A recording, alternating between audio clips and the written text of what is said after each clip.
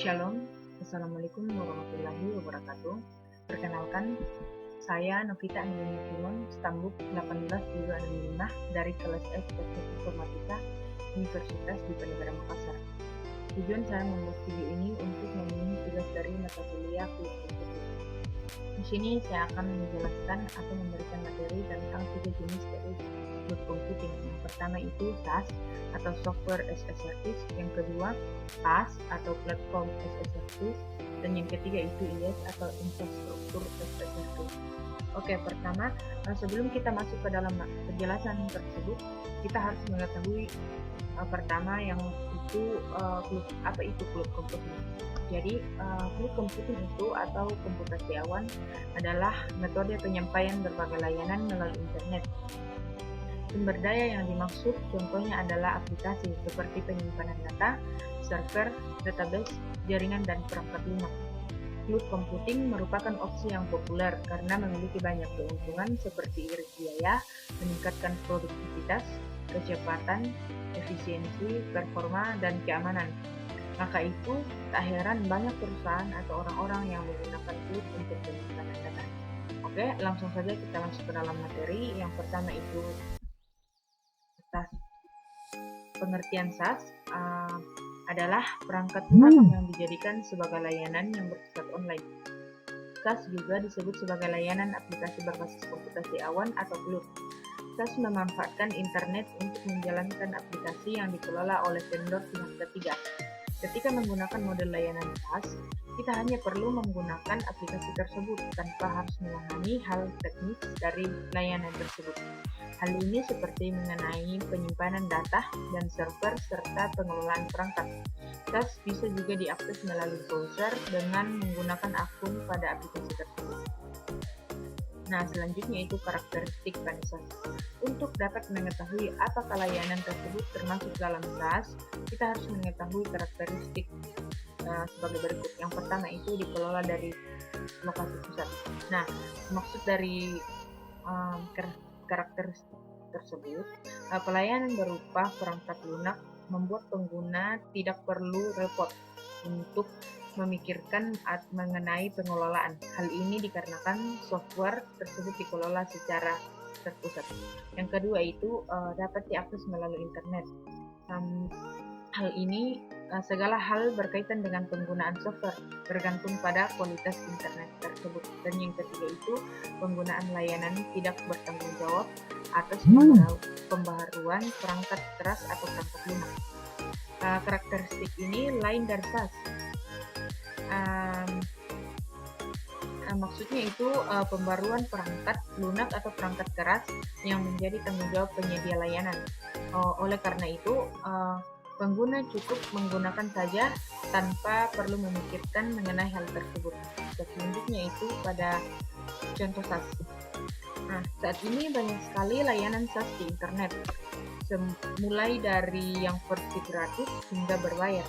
Ini adalah beberapa contoh SaaS yang populer, termasuk yang pertama itu Google G Suite, yang kedua Dropbox, yang ketiga Salesforce Cisco WebEx, dan yang selanjutnya itu Office 365, dan masih banyak lagi contoh dari SaaS tersebut.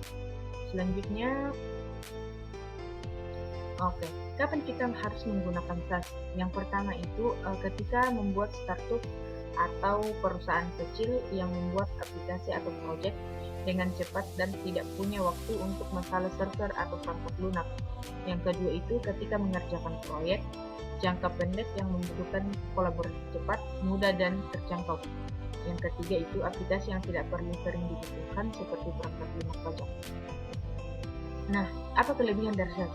Kelebihan dari SaaS itu, pengguna layanan tidak perlu mengkhawatirkan tentang ketersediaan dan reliabilitas aplikasi, karena hal tersebut sudah dijamin oleh penyedia layanan. Pengguna layanan hanya perlu fokus pada data miliknya. Perangkat yang dibutuhkan untuk menggunakan aplikasi hanya gadget yang tersambung internet.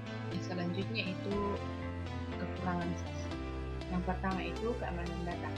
Perusahaan perlu mengetahui apakah penyedia SaaS memiliki jaminan terhadap keamanan data, serta bagaimana rekam jejak mereka terhadap keamanan data. Yang kedua itu perlu konektivitas internet. Diperlukan koneksi internet untuk dapat mengaksesnya dengan maksimal. Yang ketiga itu adanya keterbatasan fitur. Terdapat penyedia layanan yang masih belum memiliki fitur yang lengkap meskipun pamornya sudah cukup baik. Selanjutnya itu pada PaaS. Pertama itu pengertian PaaS. PaaS itu adalah layanan cloud yang disediakan dalam bentuk platform dan dapat dimanfaatkan pengguna untuk membuat aplikasi di atasnya. PaaS memberikan framework bagi developer yang dapat mereka bangun dan gunakan untuk membuat aplikasi yang telah disesuaikan. Ketika kita menggunakan layanan model PaaS, semua server, penyimpanan, dan jaringan dikelola oleh perusahaan atau penyedia pihak ketiga. Namun para developer dapat mengelola manajemen aplikasi. Selanjutnya, karakteristik pada PaaS. PaaS sendiri memiliki banyak karakteristik tersendiri daripada layanan cloud lainnya. Berikut yang pertama itu menyediakan berbagai layanan untuk membantu pengembang, pengujian, dan penyebaran aplikasi. Kedua itu dapat diakses oleh banyak pengguna melalui aplikasi pengembangan yang sama. Yang ketiga itu mengintegrasikan layanan web dan basisnya. Kita lihat contoh PaaS. Sama halnya dengan SaaS, PaaS juga memiliki banyak contoh. Yang pertama itu Amazon Web Service, yang kedua Heroku, yang ketiga Google Aplikasi Manager, yang keempat itu Windows Azure dan OpenShift. Kemudian masih banyak lagi. Itu yang dapat saya berikan contohnya. Selanjutnya, kapan kita akan menggunakan PaaS? Ketika kita ingin merampingkan alur kerja, ketika beberapa developer mengerjakan proyek pengembangan yang sama, maka PaaS solusinya. PaaS sangat bermanfaat ketika harus membuat aplikasi khusus. Layanan cloud ini juga dapat sangat mengurangi biaya dan dapat menyederhanakan beberapa tantangan yang muncul jika kamu dapat dengan cepat mengembangkan atau menggunakan aplikasi. Selanjutnya itu kelebihan pada PaaS. Yang pertama itu menurunkan biaya administrasi. Yang kedua menurunkan total biaya pembelian hardware atau software. Yang ketiga software dan hardware yang terbaru. Dan yang keempat itu menentukan sumber daya. Kekurangan pada PaaS itu yang pertama, fitur keamanan yang disediakan oleh layanan PaaS adalah keamanan platform, bukan keamanan aplikasi kita. Jadi kita tetap harus memperhitungkan risiko keamanan dari aplikasi kita sendiri. Yang kedua itu layanan yang sering mengalami masalah keamanan. Selanjutnya itu pada materi IaaS. IaaS atau infrastruktur as code. Pengertian dari IaaS itu adalah jenis model layanan cloud yang pada dasarnya merupakan server fisik dan virtual server. Pada penyedia layanan IaaS menyediakan source cloud seperti server, jaringan storage, dan ruang data center. IaaS merupakan layanan yang memungkinkan kamu menggunakan server tanpa perlu membeli komputer dan peralatannya secara fisik, melakukan pemeliharaan rutin, dan melakukan konfigurasi perangkat. Kemudian karakteristik pada IaaS yang mendefinisikan IaaS meliputi yang pertama itu sumber daya tersedia sebagai layanan, yang kedua biaya bervariasi tergantung kondisi, yang ketiga layanan sangat scalable, yang keempat itu banyak pengguna di suatu perangkat, yang kelima organisasi tetap memegang kendali penuh atas infrastruktur, dan yang keenam itu dinamis dan fleksibel.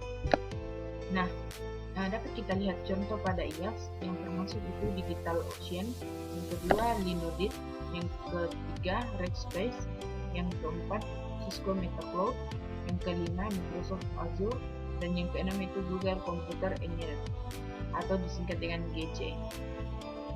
Selanjutnya pada kapan kita menggunakan IaaS?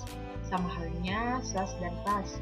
Ada beberapa situasi khusus ketika IaaS paling menguntungkan.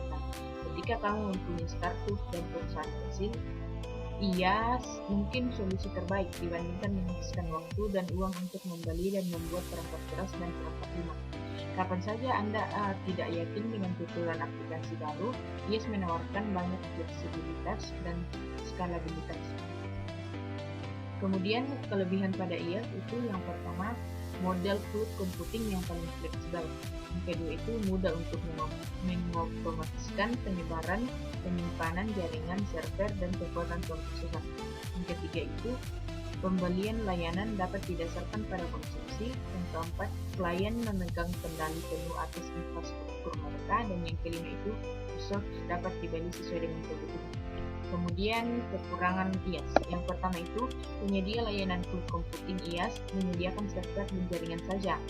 Yang kedua, kita harus sendiri mengurus sendiri OS, keamanan, aplikasi, database, dan lain-lain.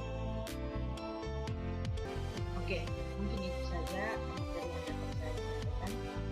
Semoga dapat memenuhi tugas yang telah diberikan kepada saya. Assalamualaikum warahmatullahi wabarakatuh.